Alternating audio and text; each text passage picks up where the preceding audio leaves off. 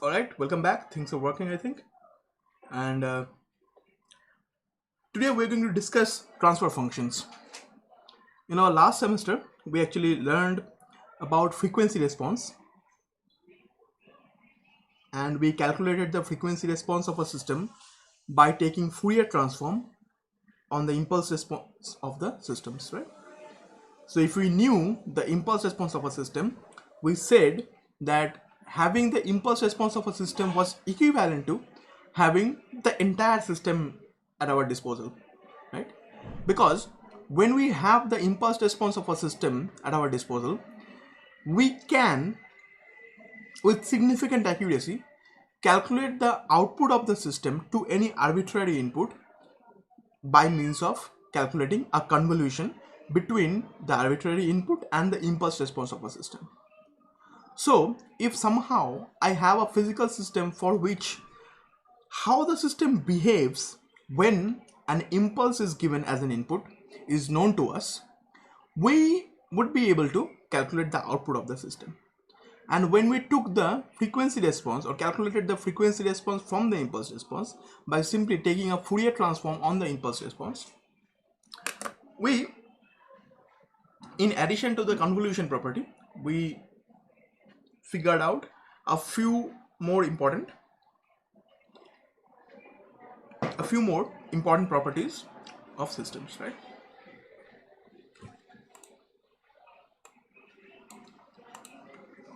And today we are going to take that knowledge a bit further and make sure that we not only understand how the system behaves in the frequency domain, but we also completely categorize or completely figure out how the system behaves in the time domain as well. Okay, and more often than not, we shall see that Laplace transform is a more useful tool for analyzing systems, and Fourier transforms is often a more useful tool for analyzing signals. I mean, there is no hard and fast distinction like that, but we shall see the proper distinction in that. In any case, I'll be waiting here for one more minute and then we are going to start.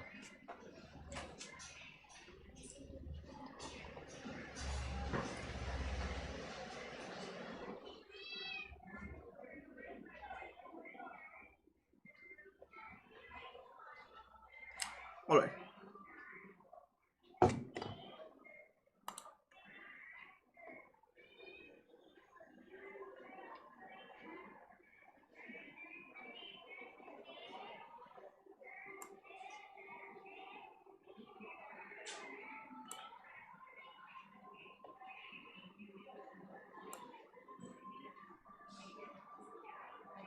All right. So let's start our discussion, right?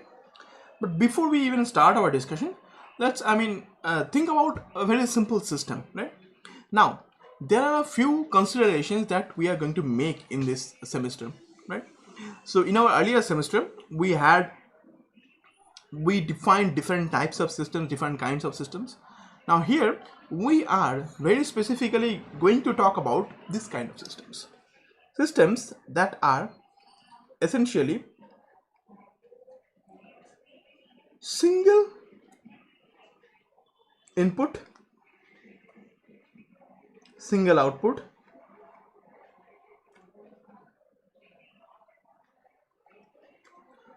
causal,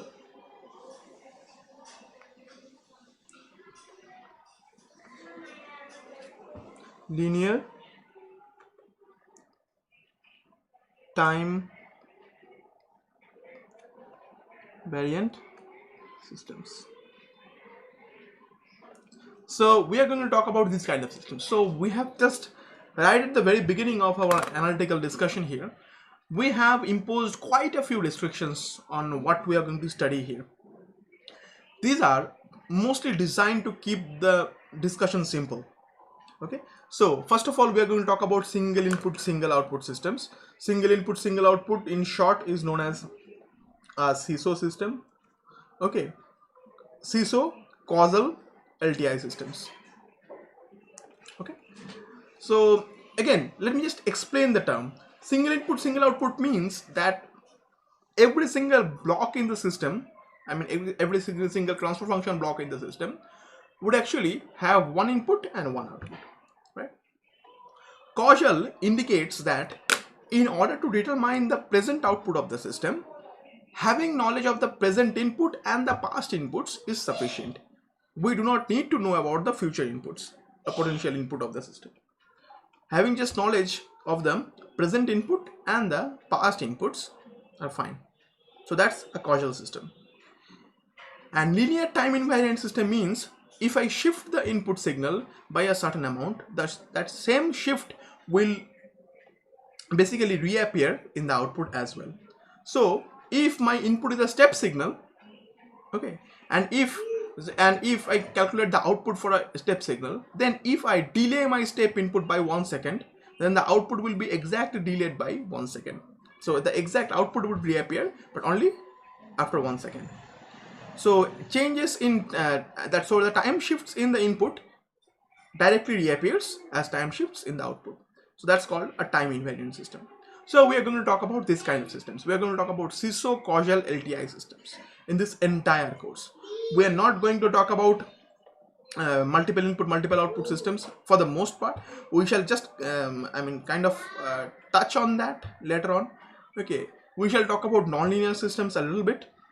Okay, and we shall not at all talk about non-causal systems in this entire course. So you get the idea what we are talking about. But the thing is, I mean, this might, right at the very beginning, this might seem to be a very idealistic approximation, but it is not really like that. Most systems, for the most part, can be kind of approximated to a single input, single output causal linear time invariant system. And simply because of that, what we are going to study here is more or less directly applicable to physical systems. Okay. The only thing that actually gets violated most of the time is the linearity property of systems.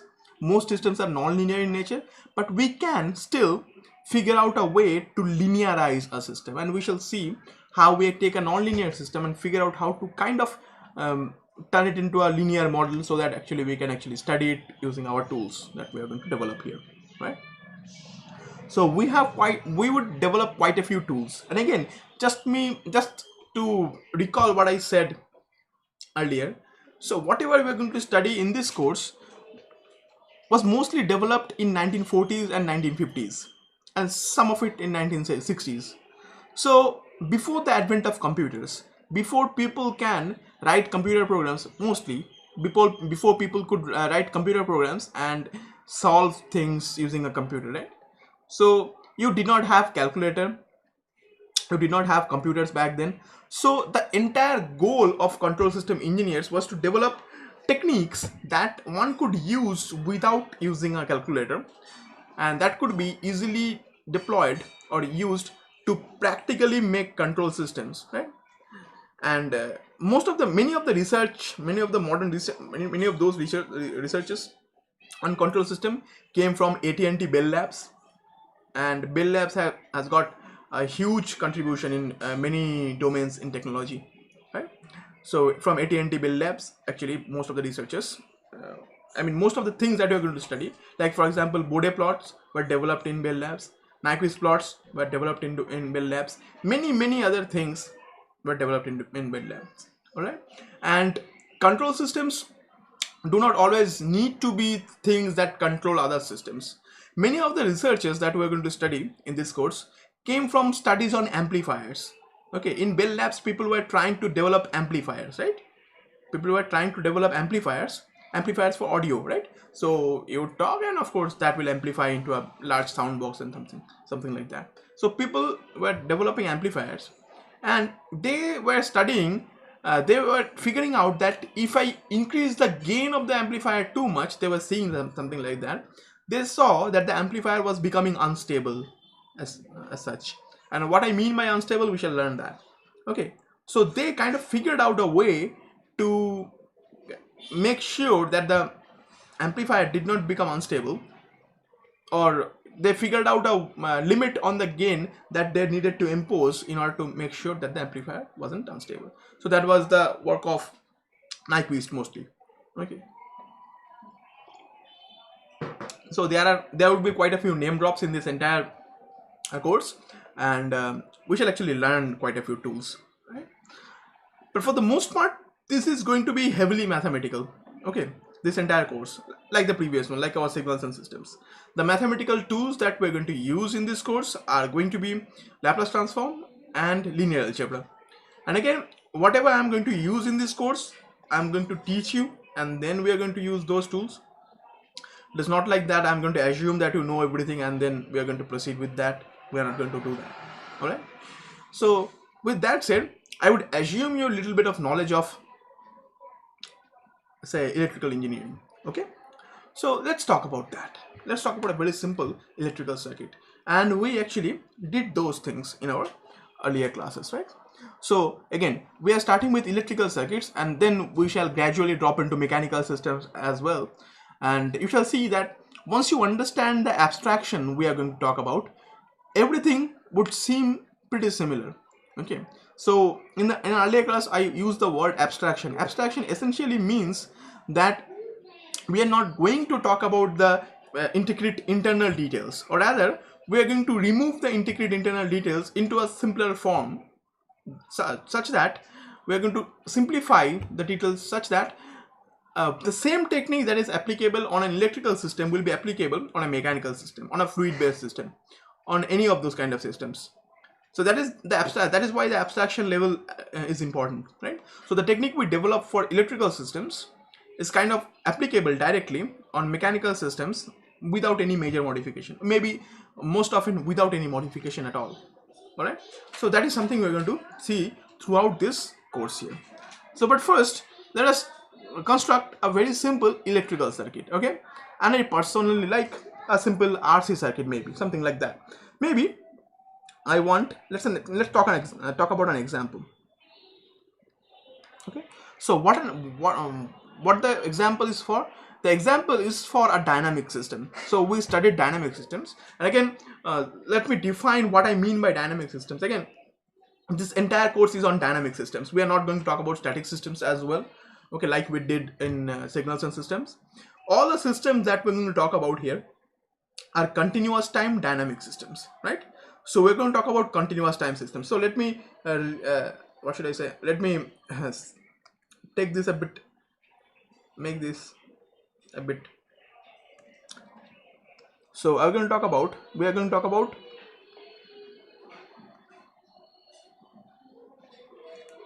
continuous time. So continuous time, single input, single output, causal linear time invariant systems. We are going to talk about those kind of systems here in particular. So single input, linear time invariant, yeah, this kind of systems. So we are talking about dynamic systems here. Again, what are dynamic systems? For dynamic system, for static systems, you understand that systems for which we can determine the output by just knowing the present input. So if I am aware of the present input, I can determine the present output. That's called a static system. Like a simple resistor would be a static system. What is a dynamic system? Dynamic systems are those systems which are not static in nature. So if I just know the present input, I won't be able to determine the present output, right? If that is so, then the system is dynamic in nature. Okay, and a causal system in that case could be a static system and could be a dynamic system for which the knowledge of the present input is not sufficient, but having the knowledge of the past inputs along with the present input is sufficient for determining the present output. If something like that happens, in that case, that dynamic system is causal. And also all static systems are causal in retrospect. So with that knowledge, so we are going to talk about continuous time dynamic systems in that sense, continuous time causal dynamic systems. Now, what do I mean by continuous time? The term continuous time is kind of, what should I say, slightly more difficult for you to understand right now, but just for the moment use an analogous word. the continuous time terminology is often referred to as analog.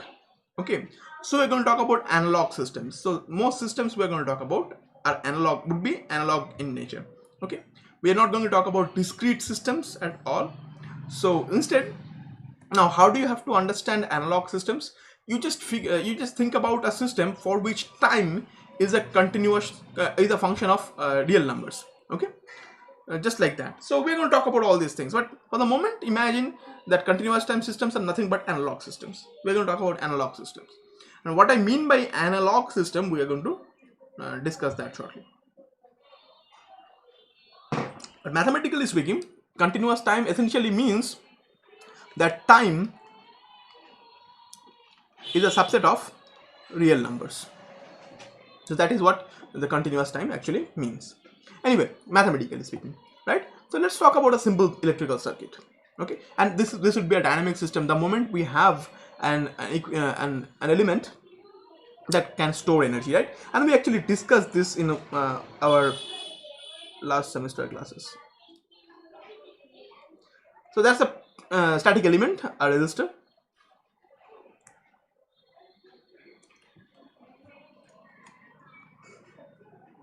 And this is a dynamic element, a capacitor.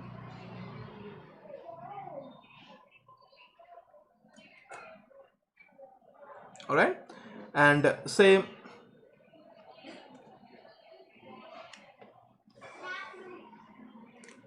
these 2 points are the input, and we are extracting the output out of these 2 points.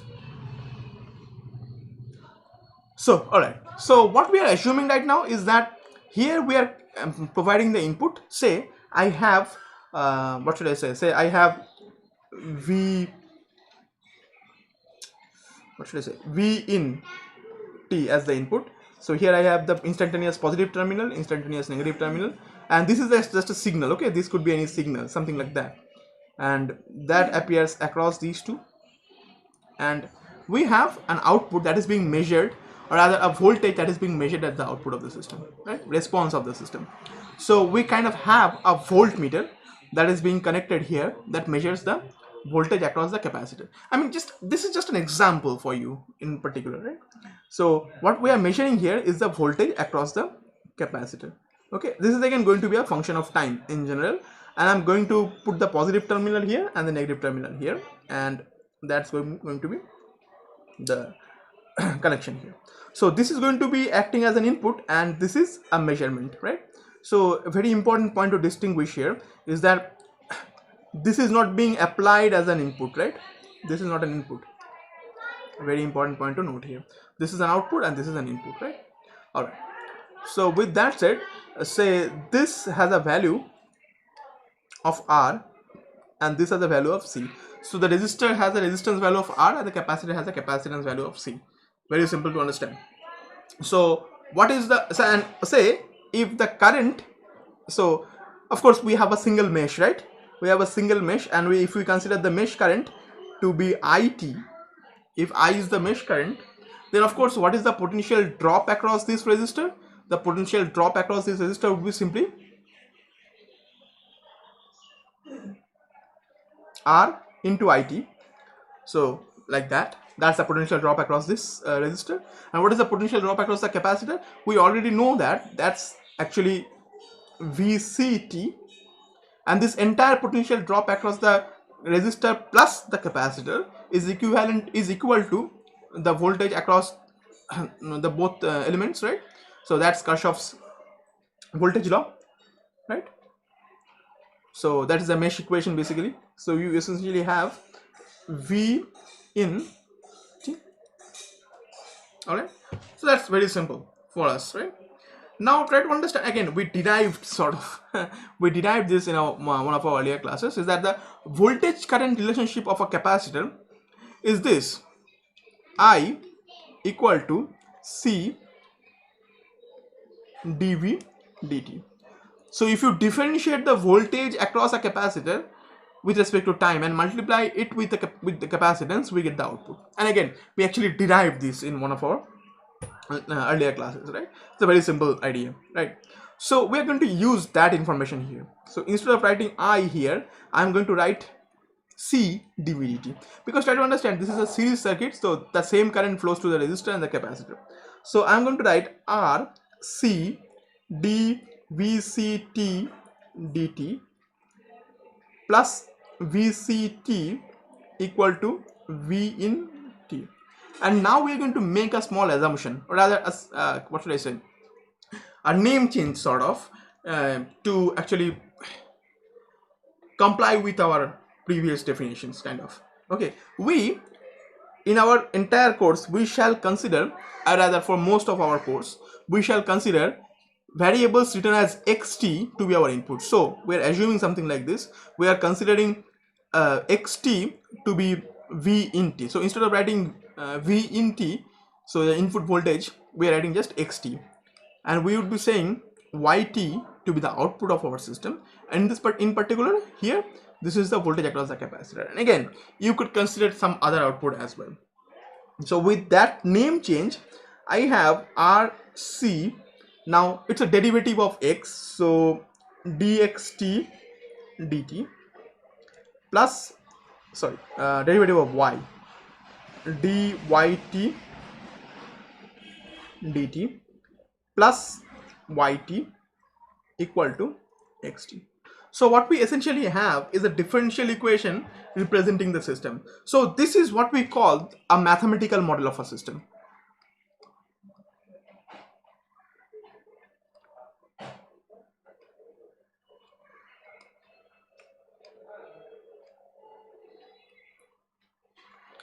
Right? This is what we call the mathematical model of a system. And in this particular mathematical model of this simple series RC circuit, where we are assuming the input to be the voltage across the entire circuit, across the RNC, and output to be the voltage across the capacitor. So that's the mathematical model.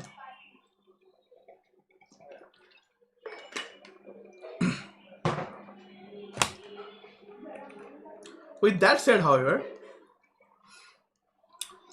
we can apply Fourier transform or Laplace transform on this to actually make a simplification that allows us to solve this equation better.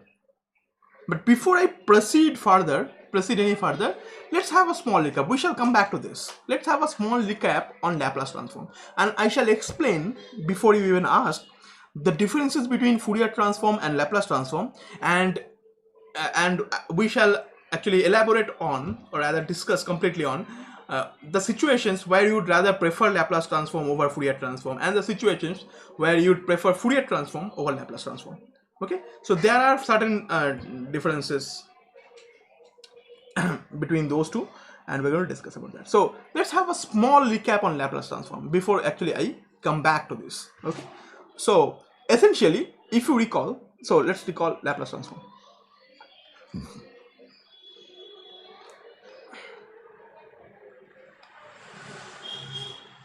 And we are going to have proper discussion on Laplace transforms. All right, so just to give you the historical account of this, okay, Joseph Fourier actually developed Fourier transform, and I told you, and before joining Napoleon's army, he actually developed Fourier transform, and he wanted to publish his paper. Okay, he wanted to publish his research, and no one wanted to publish his work, right? So he was quite disheartened, and he joined Napoleon's army. As the legend goes, he fought valiantly, and because of that, Napoleon made him the owner of a big estate. So he earned quite a lot of money, and with his own money, he published his research. And then again, no one really understood what Joseph Fourier wanted to say back then. But the thing is, I said nobody wanted to publish his research. Unfortunately, that nobody was Pierre Causal Laplace. So Laplace himself actually was the person, what should I say, reviewing Fourier's work, and he did not want to publish Fourier's work because of a very serious shortcoming of Fourier's work. The very serious shortcoming of Fourier's work is that you cannot calculate the Fourier transform of a signal that is not absolutely integrable, or rather it is a necessary condition that a signal should be absolutely integrable. So what I mean is that in order, just let me explain what I mean. In order for the Fourier transform of a signal xt to exist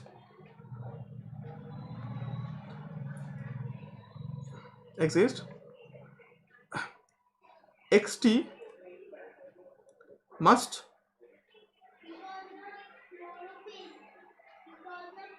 be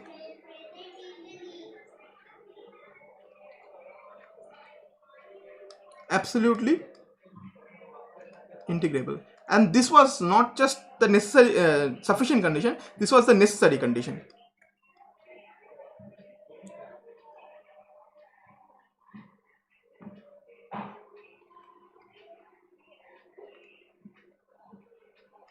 This was a necessary condition behind. So this was the background, and simply because of that, actually Laplace rejected Fourier's work. He did not want to publish the Fourier's work because it lacked a very serious, in a very serious situation.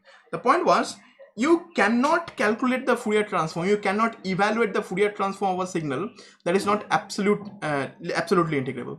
Or rather, I should say that if a signal is not absolutely integrable, then it is guaranteed that that signal would not have a Fourier transform. Okay? But even if you have a signal that is absolutely integrable, there is still no guarantee that a Fourier transform would definitely exist. And that is why we say it's a necessary condition, not a sufficient condition. If I say it's a sufficient condition, then it will be sufficient to be absolutely integrable for a Fourier transform to exist. But this is just a necessary condition. Necessary condition is that if that condition is violated, then the Fourier transform would not exist at all. Okay, let that sink in. The problem was, so for example. So we saw signals like this actually. So if I give you an example that is not absolutely integrable, for example, say e to the power t, simply e to the power t. Okay, if I give you e to the power t, question is, what is the problem with that signal? Is that signal absolutely integrable? So again, just before I even talk about absolute integrability, what I mean is that this integral minus infinity to infinity absolute value on xt dt should be less than infinity, should be finite essentially. Okay, so hold on, we shall be coming back in a minute.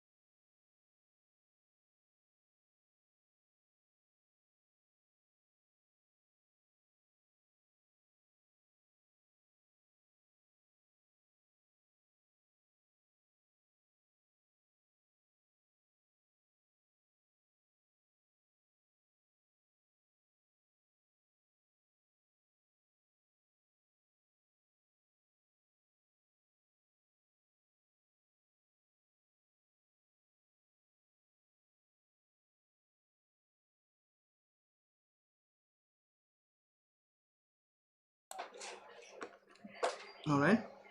So if I give you a signal, very simple one. For example, if I give you example, say if xt is e to the power t.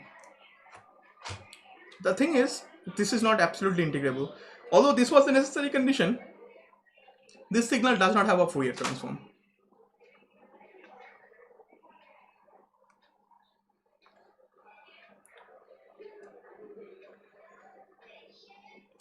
Okay, it does not have a Fourier transform. Now try to understand that a very simple signal like e to the power t does not have a Fourier transform. It was really bad in that sense that you cannot calculate the Fourier transform, something like that. A very simple, another example, if I make it a causal signal, same thing, e to the power t ut again does not have a Fourier transform. For most signals, for the most part, if the signal is not absolutely integrable, it is very likely that it won't have, so it is, I mean 100% you can rest assured that it does not have a Fourier transform. Okay, since this is not absolutely integrable, it does not have a Fourier transform. This is not absolutely integrable, this does not have a Fourier transform. But even if the signal is absolutely integrable, then still there might be a possibility that the signal does not have a Fourier transform. So you understand that very simple signals like this, these exponential signals, do not have absolute integrability in them, and because of that they are not absolutely integrable. Because of that they do not have Fourier transform. So imagine I'm talking about a system whose impulse response is this. I'm talking about a system whose impulse response has some kind of some form of an exponential, or some form has some function that is not absolutely integrable, right? If I'm talking about a system which has an impulse response that is not absolutely integrable somehow, in that case our entire Fourier transform technique would be simply not useful at all. Not useful at all. Okay, so we shall see later on that this kind of absolute integrability is also essential for studying stability of systems. So in essence, we can use Fourier transform or Laplace transform, rather whatever we want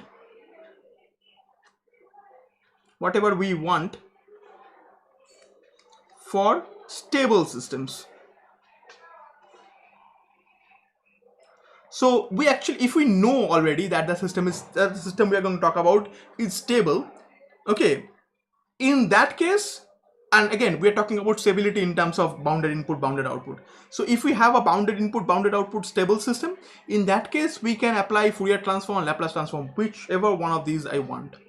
But if I have a system for which the stability is sort of unknown, I'm not entirely sure whether the system is stable or not, I cannot potentially use Fourier transform in that regard. Okay, so in addition to the complete characterization of a system, Laplace transform would also give you additional information so that you can assess the stability of a system as well, So if you are unsure whether the system we are talking about is stable or not, then you should use Laplace transform instead of Fourier transform. But if you are sure that the system we are going to talk about stable, bounded, all the signals are bounded, everything is bounded, everything is absolutely integrable, in that case Fourier transform is going to work as well along with Laplace transform.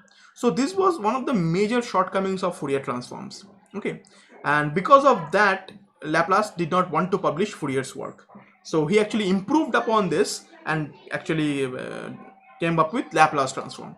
But the thing is, Laplace transform is slightly different from Fourier transform. You don't ever think that Fourier transform is just a subset of Laplace transform.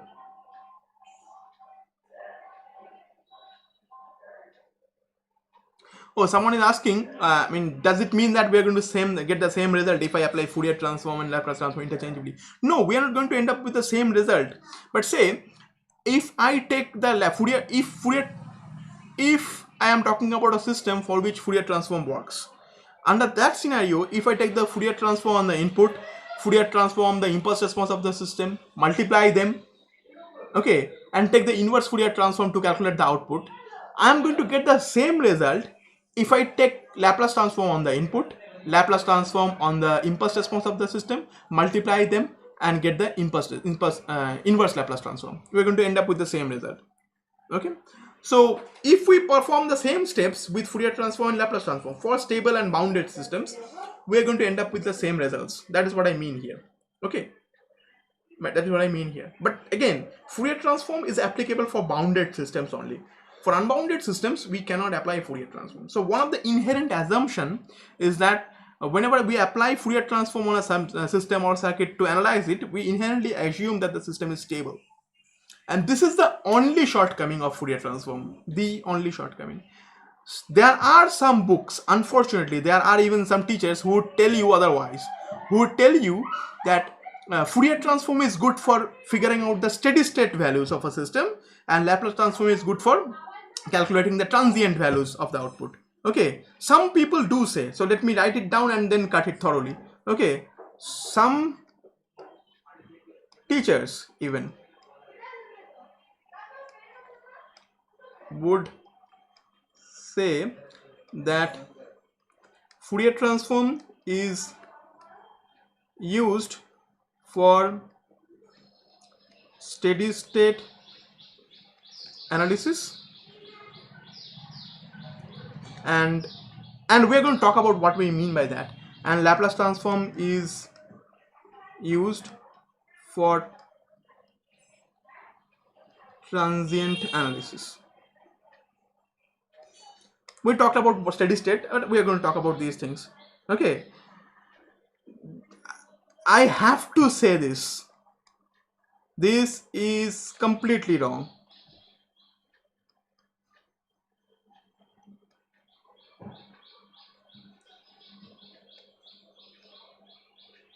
Unfortunately, this is completely wrong. Make sure that you understand that. Okay, so the point is that some people would, I mean, of course, this is not their fault, this is the fault of the books. Okay, there are certain books written by some authors, again author in quotes, okay, who do not understand any better. Okay, unfortunately, the point is, of course, every misconception has some root, right?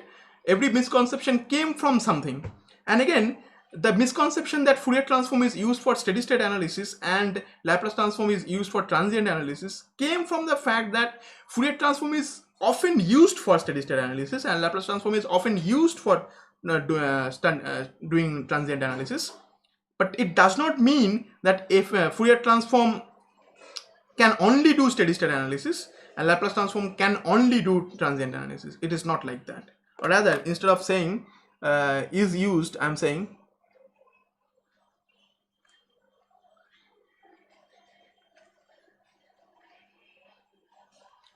can only do steady state analysis, something like that. So that would be a proper misappropriation in that scenario.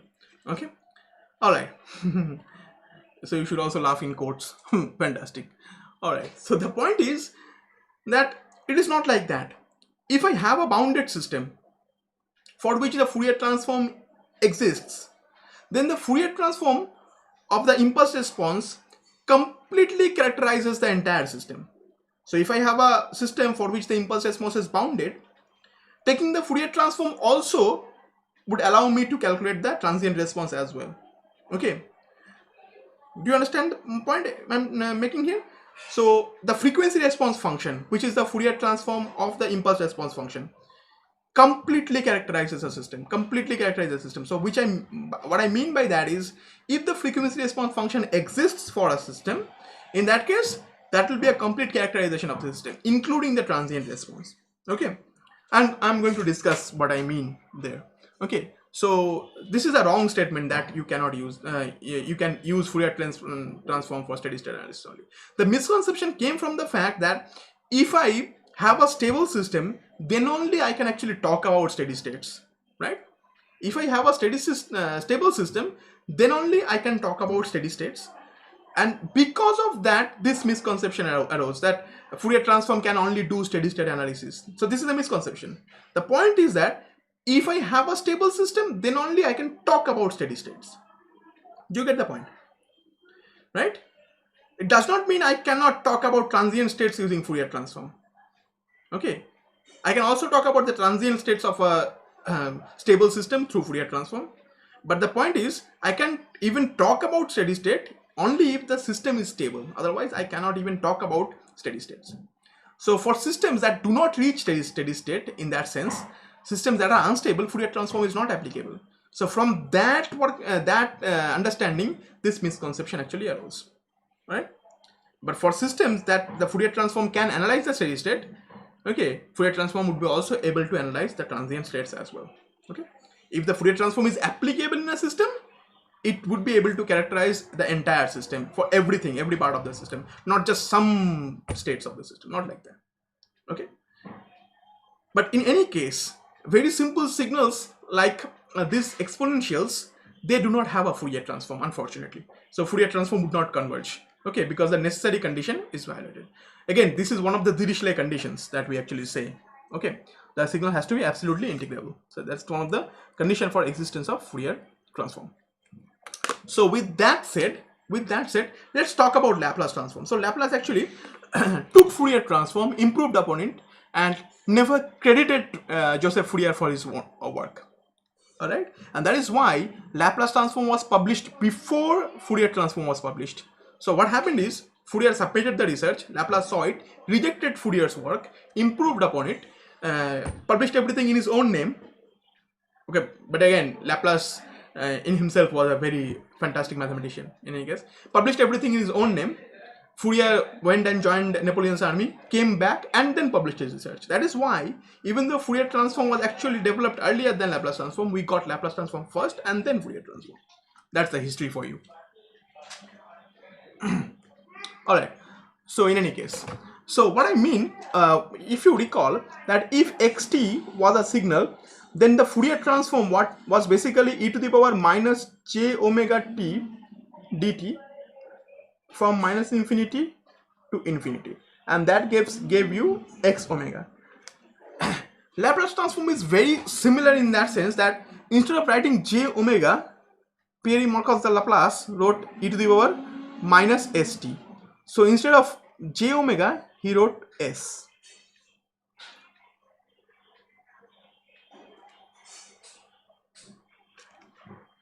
Okay, so and of course this became s. All right, so something like that. So very simple. If you think about a Fourier transform, if you already know where Fourier transform came from, and thankfully you should know because we derived everything in our signals and systems classes. You can go back and see. If you understand where Fourier transform came from, I mean, understanding where Laplace transform comes from is really trivial in this sense. Okay. The point is, in Fourier transform, this was just a j omega. Okay, and in Laplace transform, this s also has a real part. This was a completely imaginary part here, but in Laplace transform, this also has a real part named sigma, and this makes all the difference. This allows you to find the Laplace transform of signals that are exponential in nature, that are, that do not have absolute integrability in them, right? Even if the signal we are talking about is not absolutely integrable, we often can calculate their Laplace transform where the Fourier transform wouldn't exist. All right. But with that said, the type of Laplace transform, so this is actually known, these are the proper name. This is actually called double-sided Laplace transform. Or rather, let's use the proper mathematical term. It's called a bilateral Laplace transform.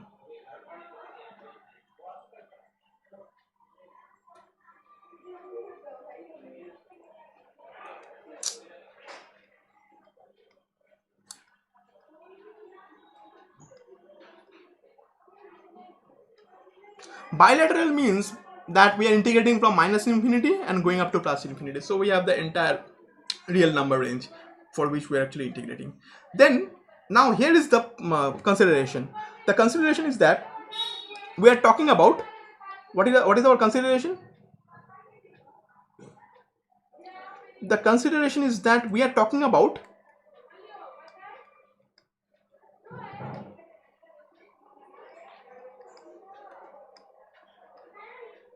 causal systems.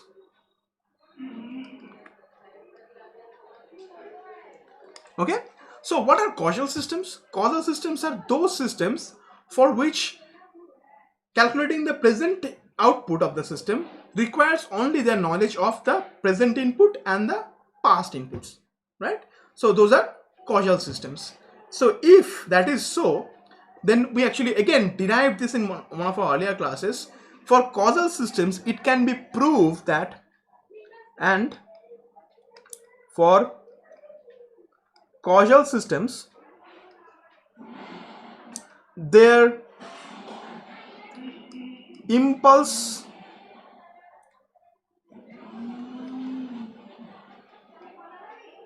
response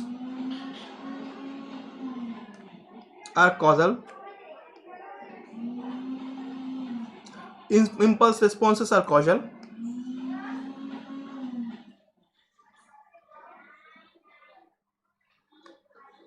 if they are excited with causal inputs, the outputs are also going to be causal. So right off this, you see that we are talking about causal signals right now. So again, there is another definition of causal systems. Causal systems, again I said, causal systems are those systems for which you can calculate the output, present output of the system by knowing the present and past inputs, right? By only knowing the present and past inputs, right? But there is another definition. Causal systems are those systems for which the impulse responses are like this. There is another definition. So another definition.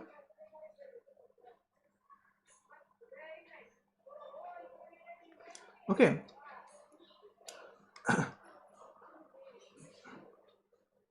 A system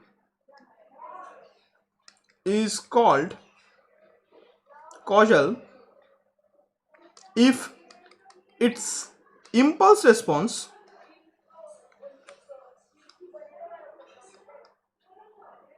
is a causal signal. So this is true both ways. Okay, so both the definitions are equivalent, and from that equivalence we can see, we can actually derive this, that for a causal system its impulse response must be causal. Okay, and that can be simply seen from the convolution property.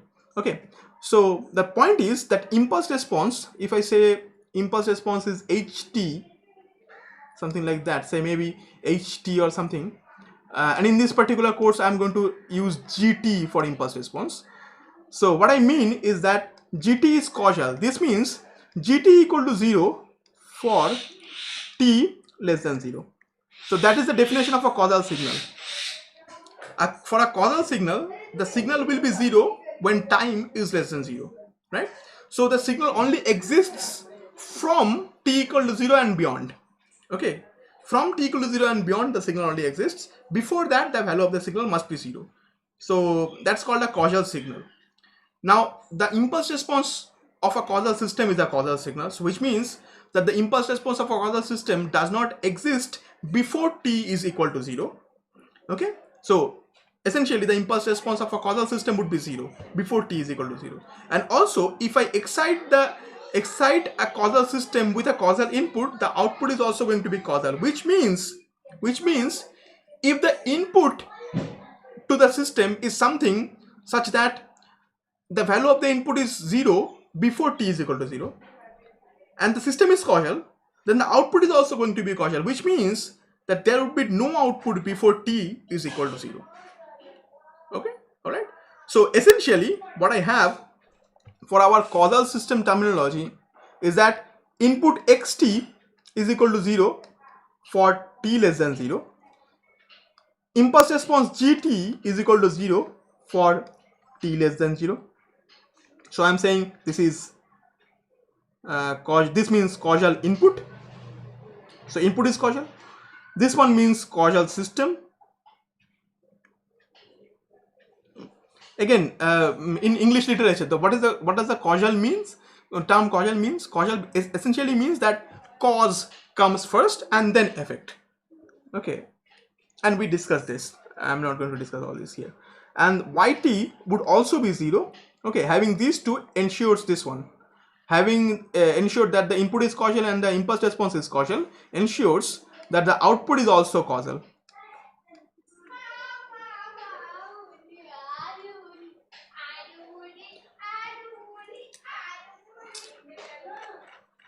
So again, look very carefully. Right at the beginning, we said we're going to talk about causal systems entirely. Not just that, we're going to also only talk about causal signals as well. So for the most part, we try to see that for the most part, the signals that we are going to take Laplace transform in this course are causal, right? So for the most signals we're going to talk about here are causal signals. So which essentially means that this signal that appears here, this entire signal here, this xt that appears here, would be 0 if t is less than 0, right? So that signal xt is going to be 0 if t is less than 0. So let's go forward with this. So the point is xt would be 0 if t is less than 0. So our definition of Laplace transform xs that was defined this way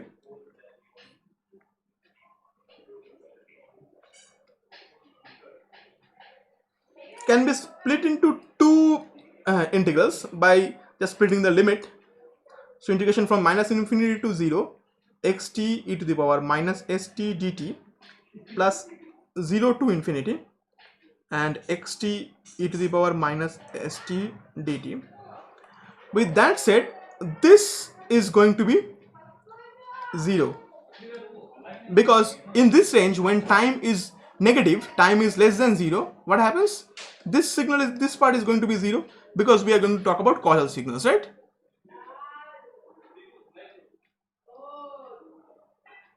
Right? Since our signals that we're going to talk about here are causal, systems that are going to talk about here are also causal, this part is 0.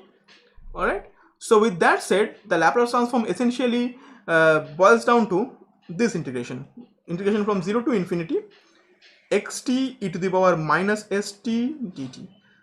So this kind of definition for a Laplace transform, okay, so let me write down here. So this is xs and this is also xs.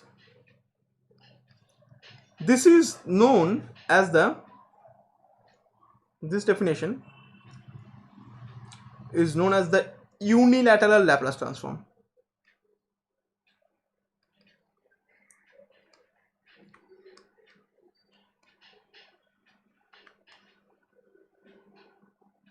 Okay, so this is the unilateral Laplace transform, and in our entire course we shall be using our unilateral Laplace transform simply because we have causal systems and causal signals. Alright, so that is understood, I believe. I hope rather. Okay, done. And now, right now, I'm not going to calculate the Laplace transform of certain signals and give you a premiere on Laplace transform, which we are going to leave for the next class.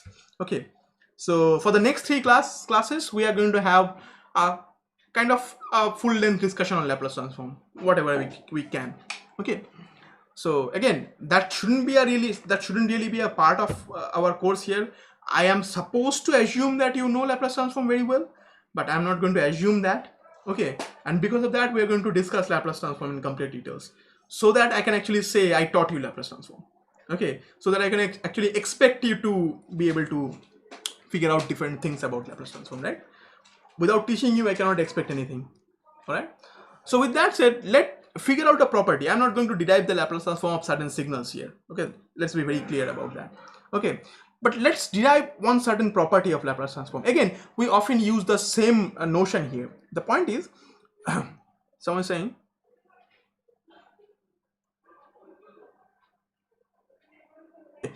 saying, that don't we ever use bilateral Laplace transform? We actually do use bilateral Laplace transform, and we shall see examples of that. Whenever I don't have a non-causal signal anywhere in our system, then maybe the impulse response of the system is non-causal. Okay, then the system would be non-causal in that sense. If one of the signals are non-causal, then we don't have any other option than to apply bilateral Laplace transform. And we shall see an example like that. I have a very specifically, curated example that actually shows you different types of things. But in any case, I even would show you anti-causal systems. But those are special examples because the tools that we are going to develop would be for causal systems. Okay.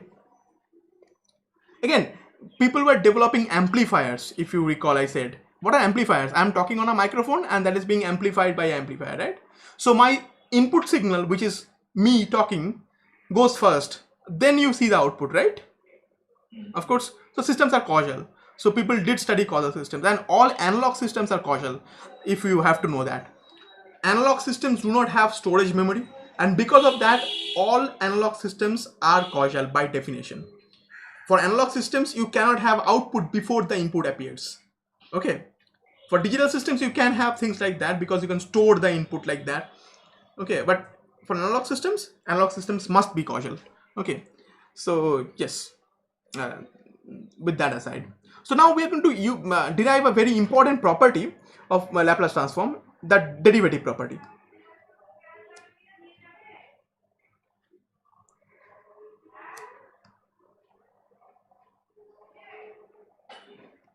The derivative property of LT. So I'm writing LT simply understand Laplace transform. FT stands for Fourier transform. You understand that, right?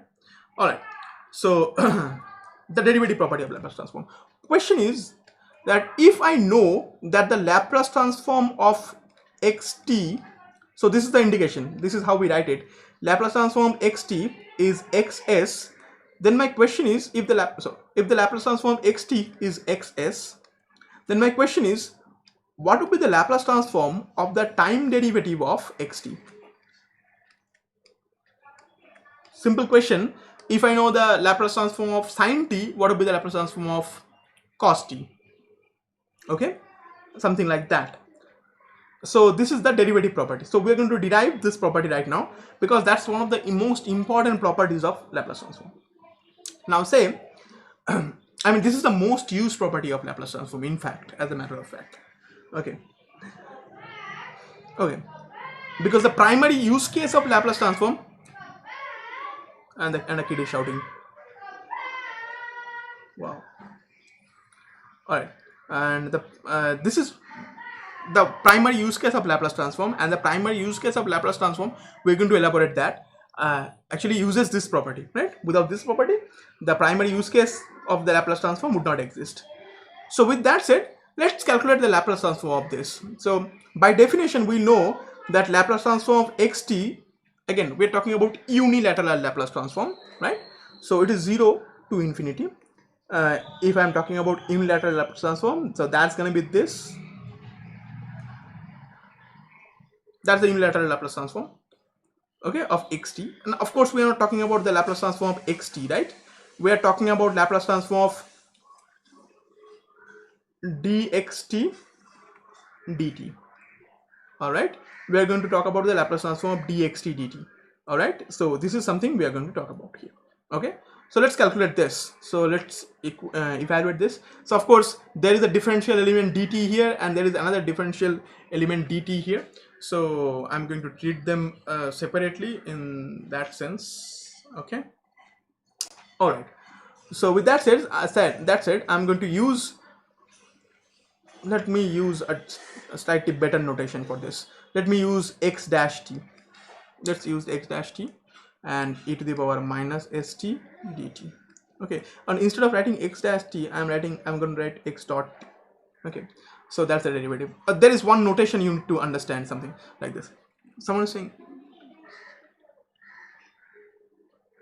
oh, sorry, I want to calculate this. Sure. I want to calculate this. Thank you for pointing out. Of course, I wrote that absent-mindedly, right? So the thing is, we write, so for example, time derivatives of xt. So dxt dt would be written as x dot t. Okay, so time derivatives would be represented by a dot, but spatial derivatives, say for example, say I have a function, and say for example that is a function of x and t, where x is some displacement or something like that. If I take the derivative with respect to x, we often represent that with a dash. So dashes are represented with used for special derivatives, and for time derivatives we use dots like that. Okay, that's just a nomenclature. It came from mechanics actually, but in any case, just keep that in mind. That's a nomenclature. Okay, we use dot to represent time derivatives. Okay, all right. So we have this. Now let's apply integration by parts. Okay, let's apply integration by parts. So of course, now think about this, that for integration by parts we use those functions as the second function which are easily integrable, right? So for this one, the second function is going to be x dot t, because that is easily integrable, and the integral is just xt, right? So I'm going to write e to the power minus st and integration of x dot t dt, and the whole thing would be limited from 0 to minus infinity, 0 to infinity, and then minus integral 0 to infinity. Okay, and then this is the first function, so let's differentiate that. Let's write that. So I would have ddt of e to the power minus st. Okay, and then we would have integration on x dot t dt and a dt. So that's we know already. All right, so with that said, here we have, so that's the school textbook definition of integral by parts. So this is going to be xt, so I would have e to the power minus st xt, and the limits are from 0 to infinity, and minus integration from 0 to infinity. So if I differentiate that, this is going to be minus s e to the power minus st. Of course, s is being treated as a constant while I am differentiating with respect to time, and this integration is going to be xt. Okay, right, this is going to be xt, this integration, and we have dt all over, right? So I'm just writing this as a simple term like that. Say this is xt divided by, this is xt and divided by e to the power st. So the lower limit is 0, upper limit is infinity, and of course this becomes a plus, since the variable for for this integration is s.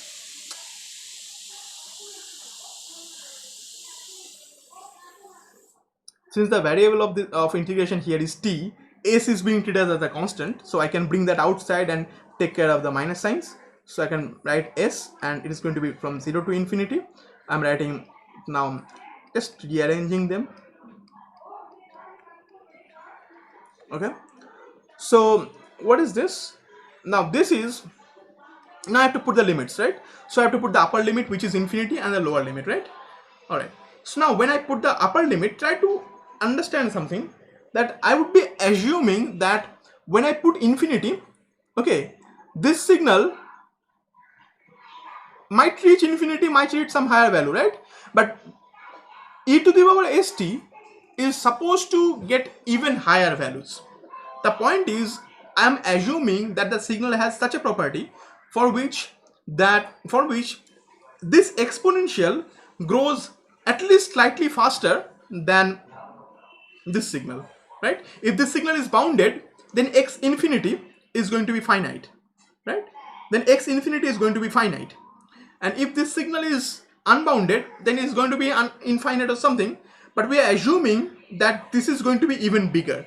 Like if this becomes 10,000, this might become 10 million, something like that. So this ratio would be very small. That is the point here. Got it? So the point is, if this is bounded, this signal is bounded, maybe this is a sine wave.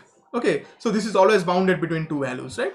Then we have no problem. We have a bounded quantity in the numerator and an infinite quantity in the denominator, so that won't be a problem. So this becomes 0.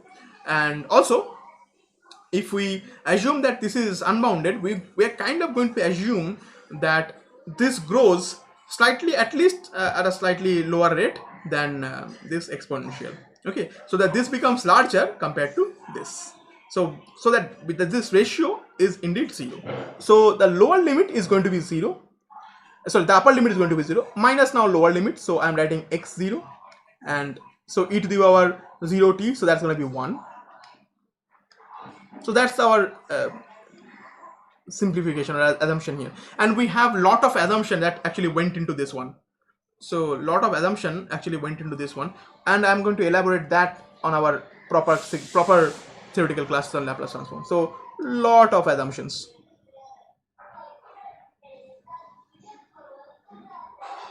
So if you did not understand what I just said about the assumptions here, forget it. Just assume that this is large, this is small, the numerator is small, the denominator is large, so this is 0. Assume that for the moment, because we are going to discuss all these things. Alright? And what about this quantity? 0 to infinity xt e to the power minus st dt. So that's the Laplace transform of xt itself. So that's xs. So if I write this, so this is going to be sxs minus x0, right? So this x0, what is this x0? X0, what is this x0? X0 is known as the initial value, or also known as the initial condition of xt. Someone is asking. Okay, someone is saying I told the same thing in case of Fourier transform as well, but point is, did I not explain the terms? Okay, so I'm writing a proof here, and I'm saying, so this actually is sxs minus x0. No, thank you. Thank you for confirming that. Actually,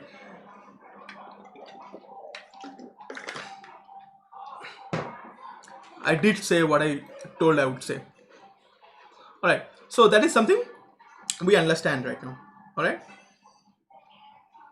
so the derivative,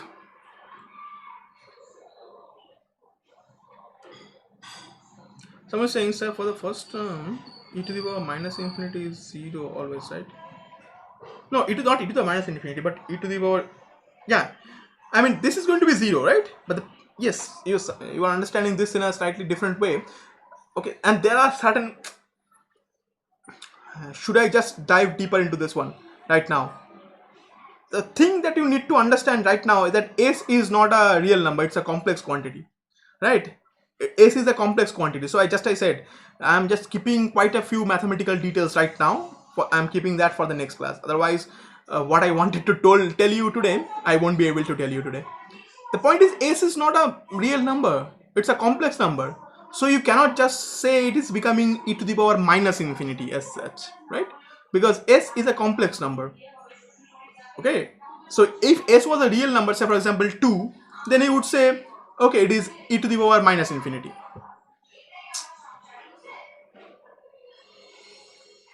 Hold on for a moment, huh?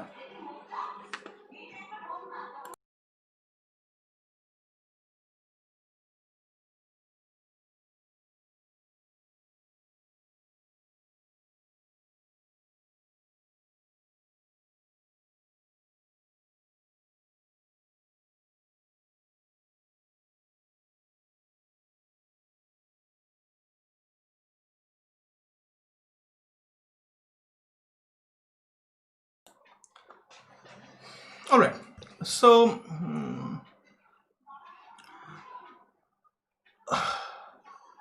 so the thing is, if this was indeed a real number, you could say that, okay, this is going to be minus infinity or plus infinity. If this was like 2, then it would be e to the power minus infinity. And if this was, say for example, minus 2, it would be like e to the power plus infinity, so infinity, a problem for us. But the thing is, this is not a real number, right? This is a complex number. You cannot say a number is positive or negative. The whole idea of Archimedean ordering does not apply for complex numbers. So I cannot say this complex number is larger than this complex number. That ordering, that this is larger, this is smaller, does not apply for complex numbers, unfortunately. So that is why I said lots of assumptions actually went into this one. So just for the moment, try to understand that, try to be happy with that. Okay, so what we said is that if I know the Laplace transform of xt to be xs, then the Laplace transform of the derivative of xt is sxs. Okay, sxs. So that is understood. Sorry, minus x0. Notice the small letter and capital letter here. Uppercase means we are talking about the Laplace transform itself, and the small letter essentially means, the lowercase means we are talking about the time domain signal itself. So this is the initial condition. Now if we assume x0 is equal to 0, and that is the biggest assumption for this entire transfer function terminology. This is called the zero initial condition assumption.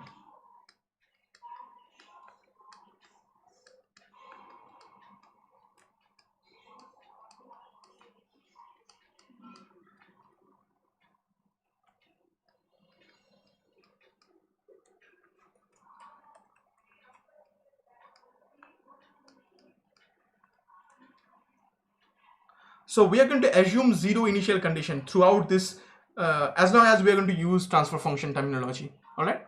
So you're going to use the zero initial condition assumption. So if we assume this, then what do I have essentially? We have that the Laplace transform of the derivative of this is going to be just s into xs. And that helps you to actually figure out something very important here. The thing is, I can now proceed with this and go a step even further. Similarly, I can say the Laplace transform of x double dot t is s square xs. The Laplace transform of x triple dot t, which is the third derivative of t, that's going to be x cube xs. So we are assuming zero initial conditions again.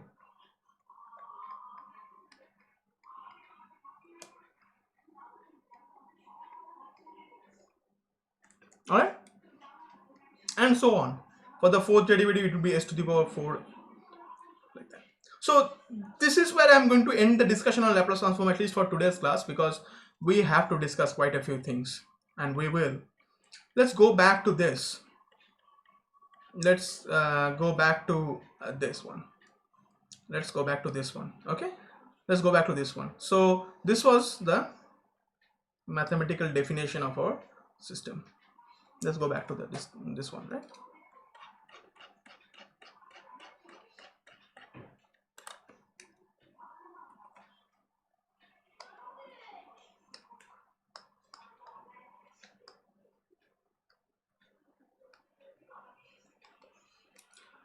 So that was a mathematical definition of the system, mathematical model of the system. Now if we take Laplace transform on both sides, so if I say I'm taking Laplace transform on both sides, so I would say Laplace transform on this. So I'm going to write y dot t plus yt is going to be Laplace transform on this side as well.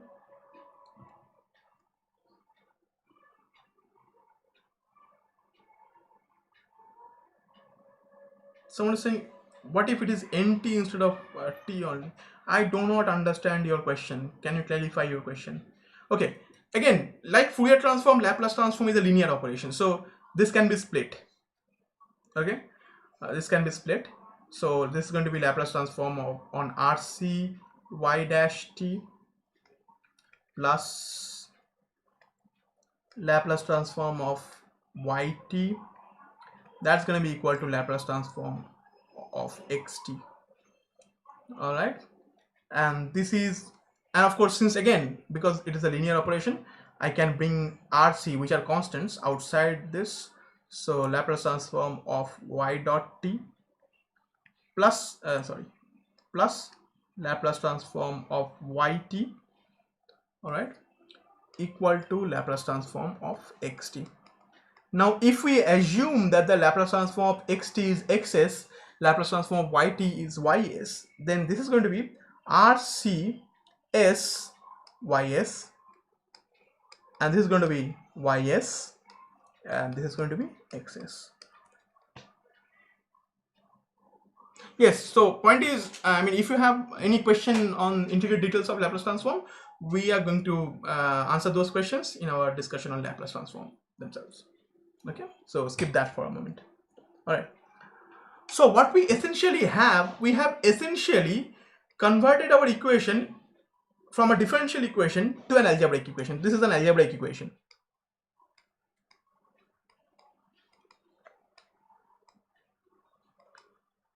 So there is no derivative whatsoever. Okay.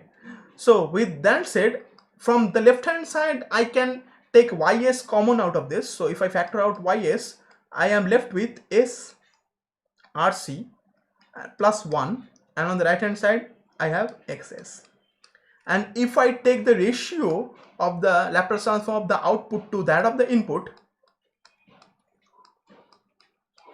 we have 1 by s rc plus 1. So we have this.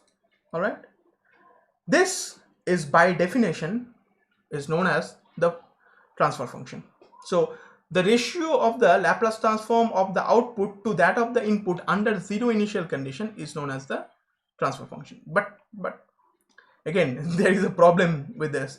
I mean, most electrical engineers who are specialized in control systems, so most control system teachers, they have a very specific reservation for the definition of Fourier, the definition of transfer function. So I am going to give you the most concrete definition of, or irrefutable definition of transfer function. Okay, so if you are going to an interview and ask and say that, okay, I'm specialized in control system, they are quite likely to ask you the proper definition of transfer function, whether you know it actually.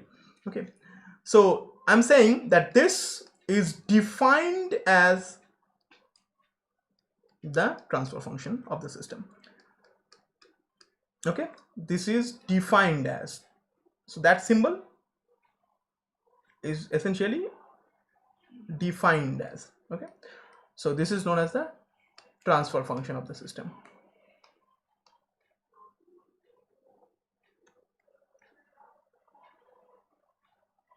So what was the definition of the transfer function? Okay, so what is the definition? Let me write down the definition. You will see that whatever we have told you so far actually gets into the definition. Okay, okay, for a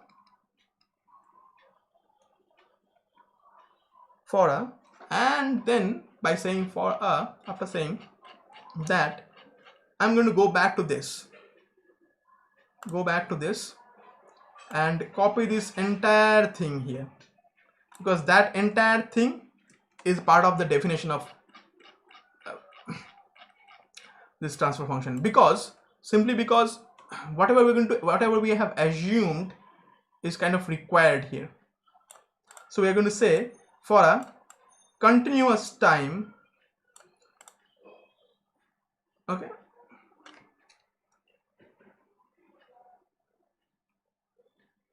for a continuous time, single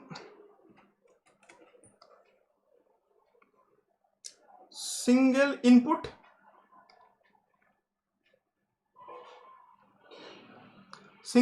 single output,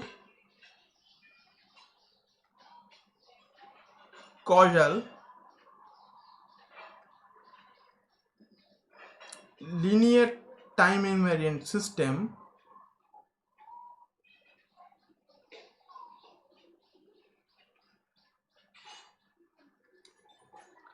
the ratio of the Laplace transform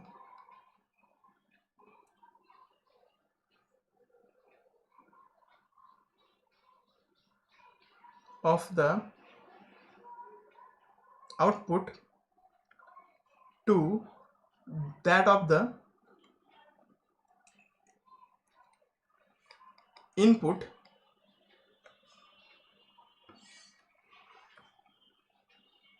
when all initial conditions are assumed to be 0 is known as the transfer function of the system. So if I read it aloud, so it says, for a continuous time single input single output causal linear time invariant system, so here should be a comma, the ratio of the Laplace transform of the output to that of the input when all initial conditions are assumed to be 0 is known as the transfer function of the system. So this is a huge definition. So of course all these conditions actually went into the definition, right? Everything that we derived somehow inherently assumes that, right? Single input single output, of course we have a single input and single output for a particular block. Causal, of course without causality bilateral Laplace transform will need to be applied, so that derivative property will not work. Okay, and linear time invariant, of course the system has to be linear, otherwise that linearity won't work, so this Laplace transform won't work either. Okay, that splitting won't work. Time invariant, again the same problem would occur. Okay, and if I don't consider 0 initial conditions, then I would be left with x0 and those kind of terms here. So all these conditions are there built in. Okay, so that's the definition of Laplace transform. So what I essentially have, so let's go back to the original thing here. So this was our picture here, right? This was our picture. Let me copy that. Sorry, did I copy it properly? I don't usually. Let's copy that, bring it all the way around here, and this was supposed to be R. Okay, hold on. Let me increase the number of pages here.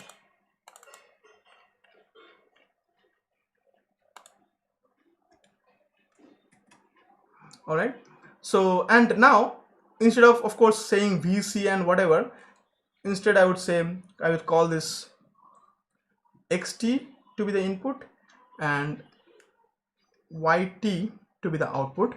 All right, then we would say, if I now consider this entire thing as a block, this entire circuit as a block. Okay, again, so what we are doing, we are abstracting the system. We are turning the system into an abstract one.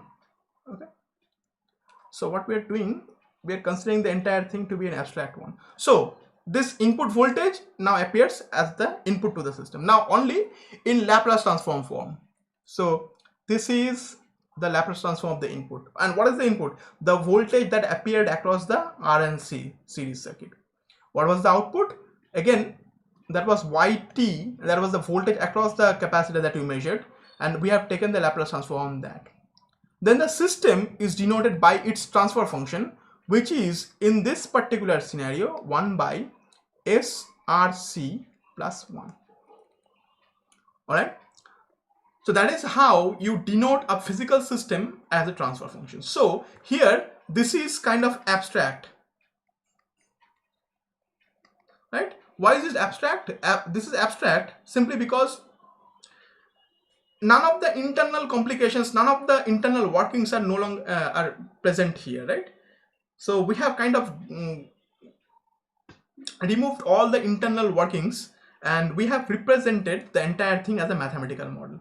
So we are going to say this a transfer function model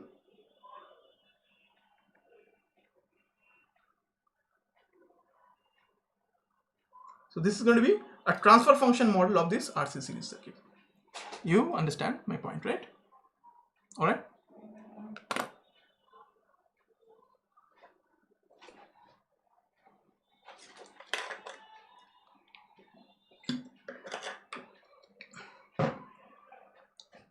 All right.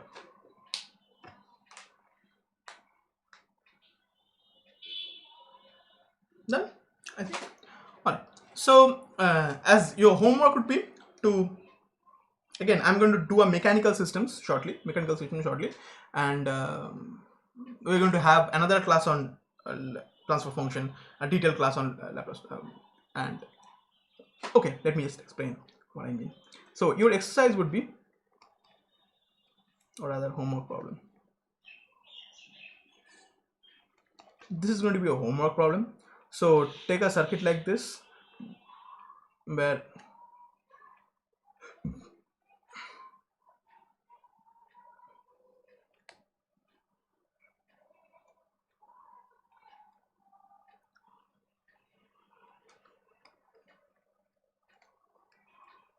so this is your xt, so that's the input, again input voltage, and yt is the output voltage that appears across this.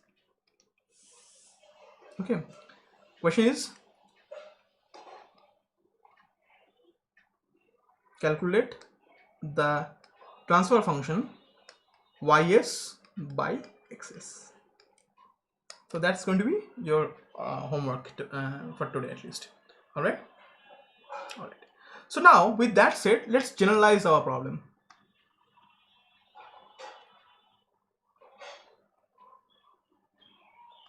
Okay, now say if the dynamic system, or rather just the system, is defined as, now of course again the definition would be in terms of a differential equation. If the system is defined in this way, let me just write down. So I have yt, okay, and I'm not writing yt, okay, because you have to understand y is a function of time, x is a function of time. Okay, so we have a coefficient of that, say a0, plus we have a1 y dot plus a2 y double dot plus and so on.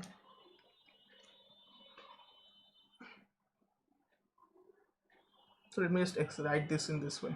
So I have this, so I have nth derivative, so like that. So a n y nth derivative plus a n minus 1 y n minus 1th derivative plus dot dot dot plus a3 y triple dot plus a2 y double dot plus a1 y dot plus a0 y. That's the entire left hand side of the equation. So you understand, so we have nth order derivative, so of course linear time invariant system, so all these coefficients are constant. Okay, and in the right hand side we have bm mth derivative of x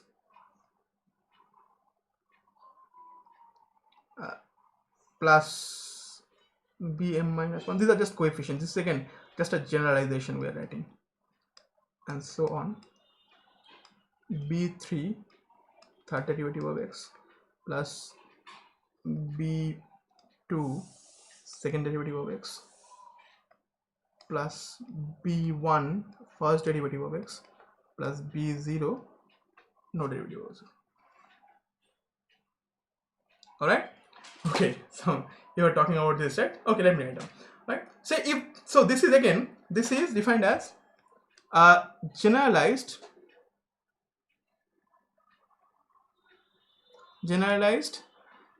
nth order. We are saying nth order, okay, ordinary differential equation with constant coefficients.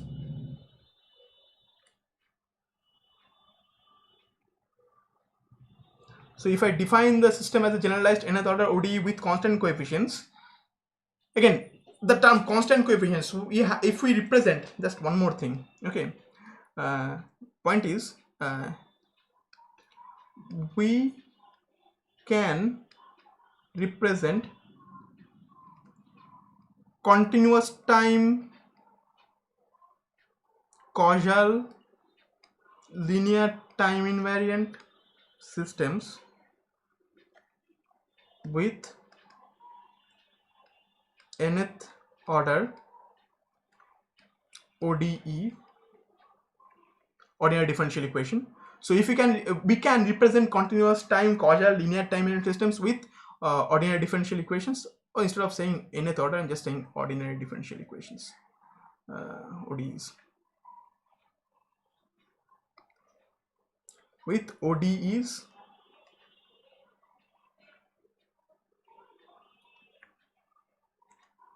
rather using ODEs with constant rather linear ODEs.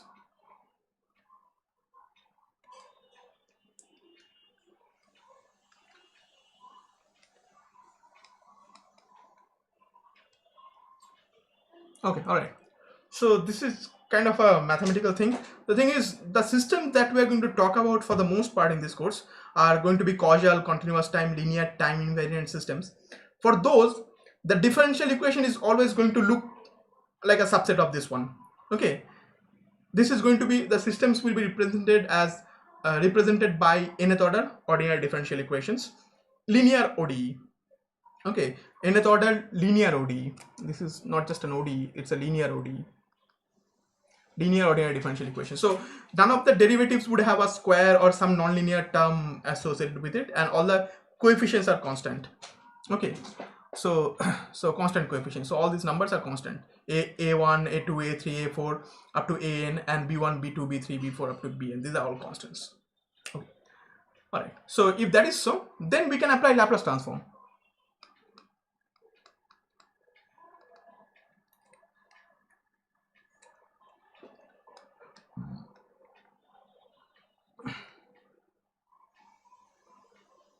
If I apply Laplace transform, what happens essentially is that, of course, the nth order derivative. So for this one, this is going to be y, capital Y, of course.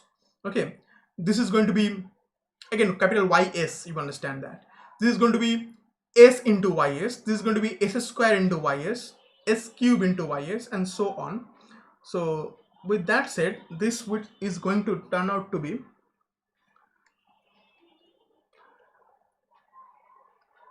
an s to the power n ys plus an minus 1 s to the power n minus 1 ys plus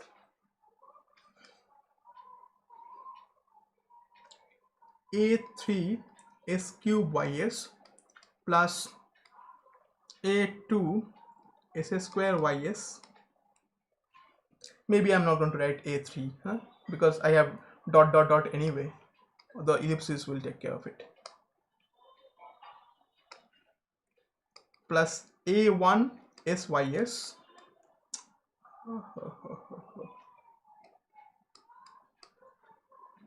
plus a0 ys, and that's going to be equal to, so that's the differential equation turned into an algebraic equation. That's going to be bm s to the power m xs plus bm minus 1 s to the power m minus 1 xs, and so on. b2 s square xs plus b1 s xs plus b0 xs xs. Then we can take out of these, of course, again we have considered zero initial conditions.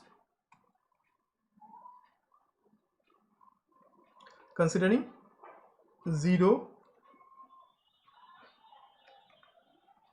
initial conditions, so we can take Laplace transform on this entire thing, and we would have an s to the power n. So we can take y and factor out ys out of this entire thing.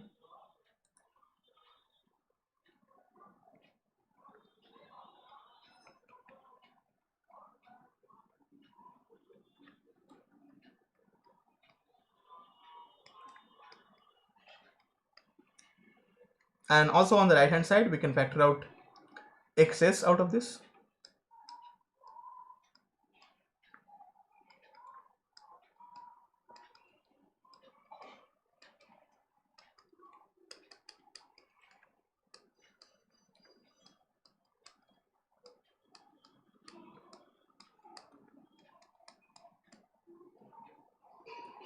All right. And with that said, if I now calculate the ratio of the output to that of the input, so essentially we have ys by xs. So that's by definition the transfer function of the system. So that's by definition the transfer function of the system. That's gs by definition. That's going to be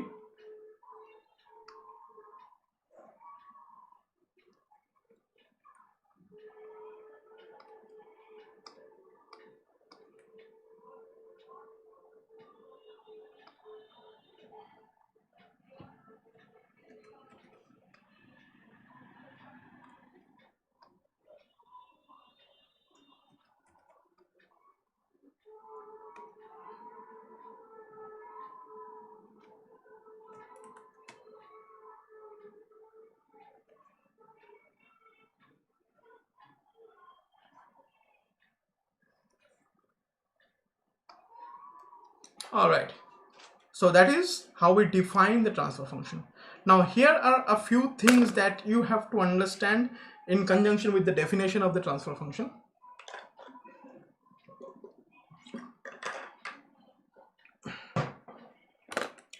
Okay, so the denominator and the numerator are polynomials of the Laplace variable s. So this is a polynomial, this is also a polynomial of the Laplace variable s. Okay, so the denominator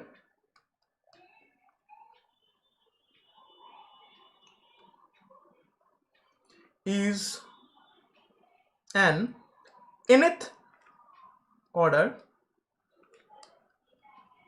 polynomial in S. Okay, S is the Laplace transform variable, and the numerator is an mth order polynomial in S.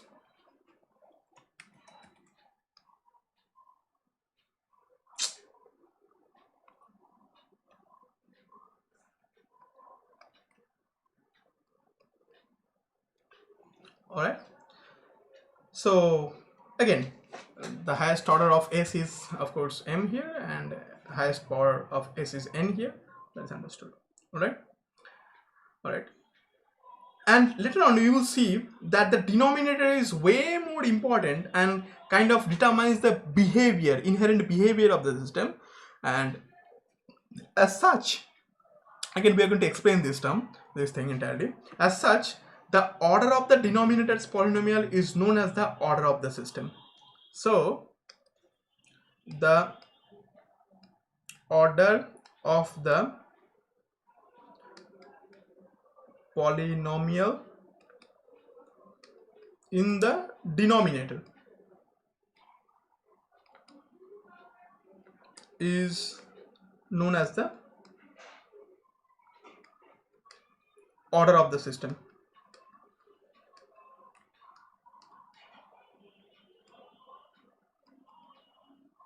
All right, so the denominator's order is known as the order of the system. So that is why I said this is called an nth order system. So this is an nth order system.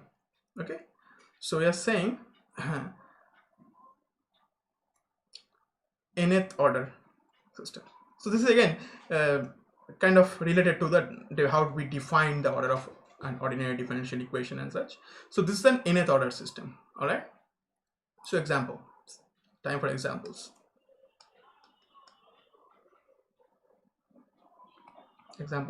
Say my transfer function looks like this.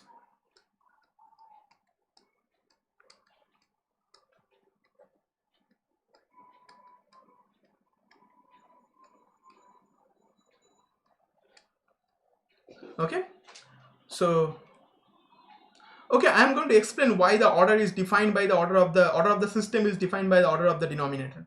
This will be very clear later on, not now, not even tomorrow, I'm not even in the next class, but this will be very clear at a certain point. I can tell you, but just for the moment you understand for the fact that the order of the denominator's polynomial determines the order of the system. Okay, but later on it will be extremely clear why so. Why is that so? That will be extremely clear. I cannot make it clear right now. I could tell you, but I cannot make it clear right now. Okay. All right. Okay. Just for the moment, try to understand that if I want to implement this with analog circuits, like with op amps, I would need 3 integrators made out of op amps for this. To implement this, I would need 3 integrators. Integrators, and of course, how do I make integrators? Using op amps. I would need 3 integrators to make this circuit. Okay, make this system actually. Okay, so that's one of the things that you have to understand. The order of the denominator would determine how many integrators I would need. It would not only just determine that, it would also determine the stability. The denominator's polynomial determines the stability of the system, determines most of the transient behavior of the system, most of the steady state behavior of the system, most of the frequency response behavior of the system. It would also kind of characterize the entirety of the system. Okay, so everything kind of mostly depends on the denominator's polynomial, and some of the features depend on the numerator polynomial. And mostly because of this fact, the order is known as, order is considered to be equivalent to the order in the denominator. But we shall see. Okay, we shall see how that actually really works out. Just keep that in mind, because when we talk about this later on, you shall see. All right, so that's a third order polynomial, right? This is understood. Third order system. So that's a third order system. So for example, our previous example, that was the first order system. Of course, this just is s to the power 1, right?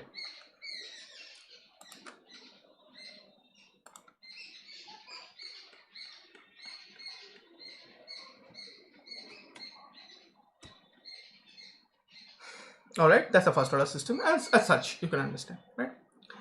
Now, of course, it's a polynomial, right? It's a polynomial, and there is just one more thing I need to explain, and then we are going to close our discussion today. That numerator is a polynomial, right? That numerator thing is a polynomial. So what if I give you a transfer function like this? So you can understand that if, since this is a polynomial, this would be, we should be able to factorize this, right? It would be possible to factorize this polynomial, right? Because if I give you a polynomial, that then at least in the complex domain this is factorizable, right? You can find out the factors of this polynomial, you can find out the factors of this polynomial, right? You can understand that, right? So with that said, say I have a transfer function, say, just for the moment, say say the polynomial is, say, s cube. Just figuring out one thing.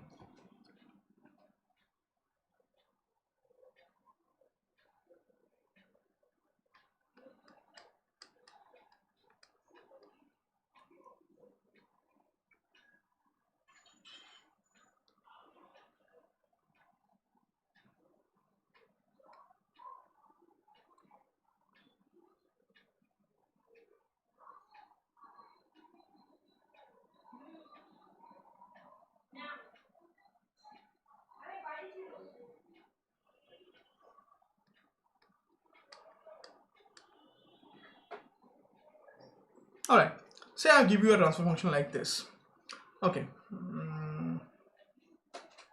so I pulled this transfer function out of thin air, or you can say thin hair. Okay, so this is something like that.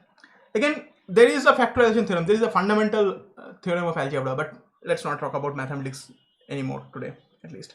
So we can factorize the denominator. So again, we would either be able to, so if the coefficients are real coefficients, right, all the real coefficients are real numbers, so we should be able to find out factors that are either real numbers or complex conjugate pairs. So the factors of polynomials would be either real numbers or complex conjugate pairs. That's true. Okay, so this is going to be s plus 1, s plus 2, s plus 3. Of course, it's a third order polynomial, so that's what we have. And on the numerator, I would have s minus 1 minus j2, s minus 1 plus j2. So again, this is going to be a complex factorization. Okay, so that's what we have. Now with that said, what we have essentially, of course, it's a second order polynomial. We have some factorization, of course, right? So, and here we have a third order polynomial. Now if I say,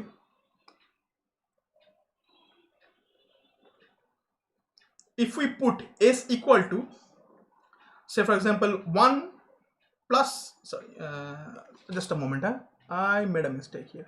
That's gonna be plus here, this is going to be minus here.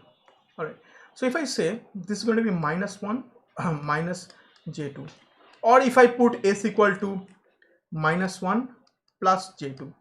So for example, if I put s equal to this one, if the value of s, again, this is just a function, okay, this is a function in complex number, so this is a complex function essentially. But if I put s equal to minus 1 minus j2, what happens? This quantity becomes 0, so the entire transfer function would become 0. Now if I put s equal to minus 1 plus 2j, what happens? Same thing. If I put s equal to minus 1 plus 2j, then this factor becomes 0, so the entire transfer function becomes 0. So if I put this, okay, then gs becomes 0.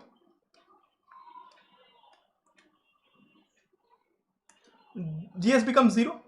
So these quantities for which the transfer function itself becomes 0, or the numerator of the transfer function becomes 0, are known as zeros of the transfer function. So s equal to, so these two points, so these are 2 points on the complex plane. Okay, and again we are going to see everything properly later on. So these 2 points are known as the zeros of the transfer function gs. So these are the zeros of the transfer function gs. Okay, because when I put these values in the transfer function, any of these values, the transfer function will become 0 because the numerator becomes 0.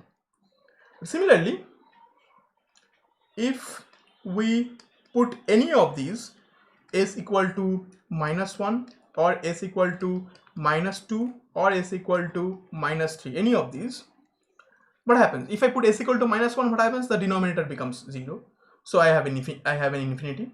So when s equal to minus 2, also the denominator becomes 0, so I have an infinity here. And also similarly, if I put s equal to minus 3, then also the denominator becomes 0, so again I have an infinity. So the denominator becomes 0. The denominator of gs becomes 0, and because of that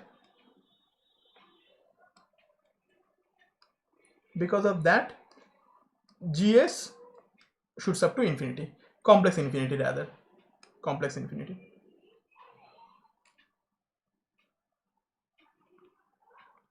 Okay, but we're going to explain that. Okay, so gs actually shoots up to infinity, so because the denominator is 0.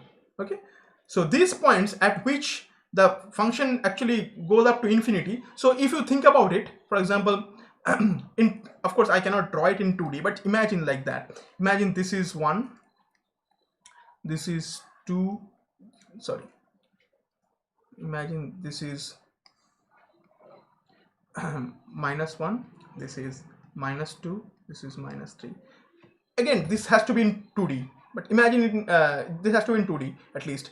Okay, but imagine this. For example, the function has certain value, the complex number has certain value, but at s equal to 3 there is a discontinuity, of course, simply because that function has an infinite value. Then this has values like that. Then at s equal to 2 also this is going to have a discontinuity, and similarly this is also going to have a discontinuity at s equal to 1, and so on. Maybe this is the value of the function. This is what it looks like, maybe something like that. Imagine that in 2D. Okay, at those points s equal to -1, s equal to -2, and s equal to -3, the function will have so imagine this in 2D. Again, you don't have to imagine, later on we shall plot things. Imagine this in 2D, right? So imagine a football field, for example, okay, and you have a coordinate s equal to -1, and that is at s equal to -1 you have a very high value because it goes to infinity. So it is kind of look like a pole, right? Okay, a football field, and there is a pole right in the middle of the ground, maybe something like that. Similarly, at s equal to -2 you also have a very high value, so that's also a pole. So these values are known as poles. Okay, these points are known as poles of the system. What are poles? Essentially, that makes the transfer function infinity. Okay, complex infinity rather, by making the denominator 0. Okay, so thus s equal to -1, s equal to -2, and s equal to -3 are called the poles of the transfer function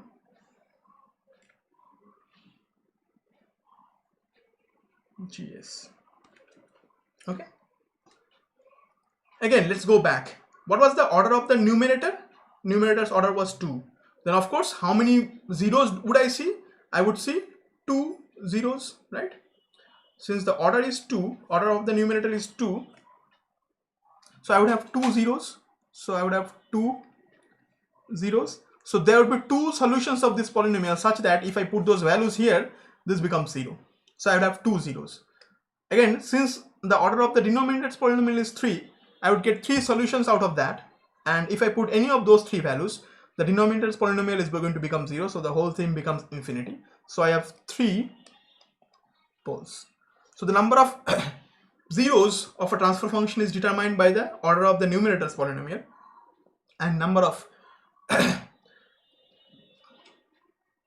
poles of the transfer function is determined by the order of the denominator's polynomial.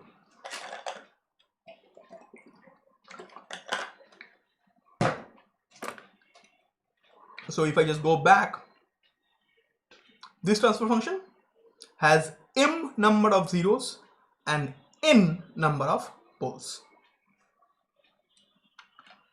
So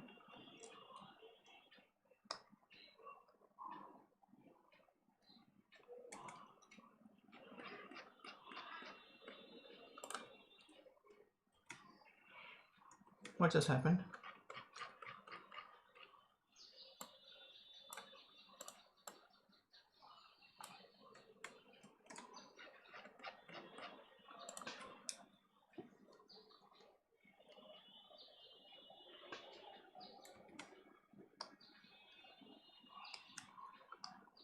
So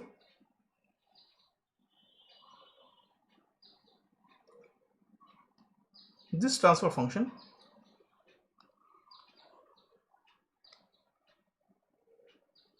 has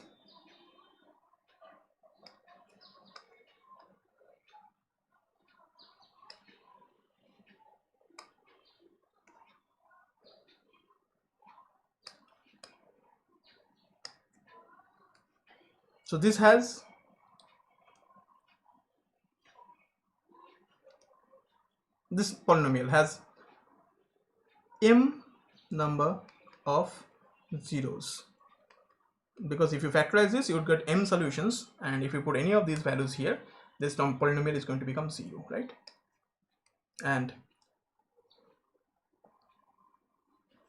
this has n number of poles.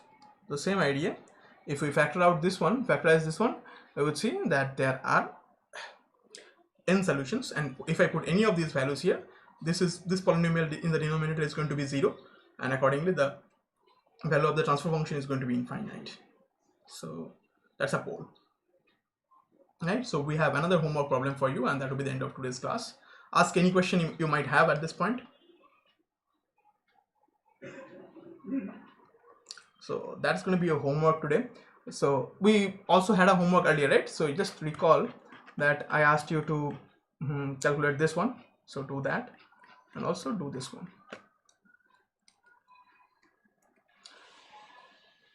Convert the following differential equation into the transfer function form and calculate the poles and zeros of the system. So that will be your objective, and the differential equation in this would be very simple one. Okay, it's going to be y double dot plus 2y dot plus y equal to 3x plus 1, sorry 3x dot plus x. So convert that into an equivalent transfer function and calculate the poles and zeros of the system. Okay, so of course the order would be 2 because this is the order of the denominator's polynomial, and as such. All right, that is going to be your homework, right? All right, so if you have any query, feel free to ask. Otherwise, we're going to end our discussion today in less than 2 hours. Fantastic, right? And again, this would be in the I shall send you the files, and also the file will be linked in the video description, so don't worry about that. All right, so any question that you might have?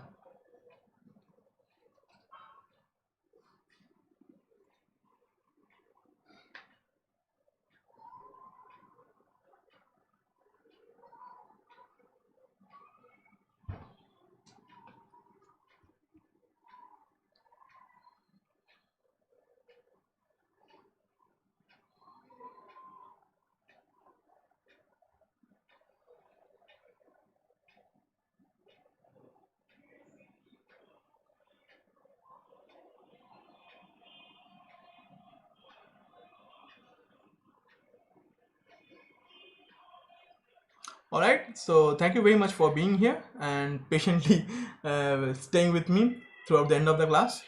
Thank you very much, and I see you next week, and we shall discuss Laplace transform in details. Okay, then we shall come back to our control system classes, our typical system analysis, right? And we're going to see different kinds of systems, not only electrical systems. Again, if you have any query, feel free to drop me a question in the email, and I shall definitely be answering your queries and try solving these problems. Thank you very much. I see you next week.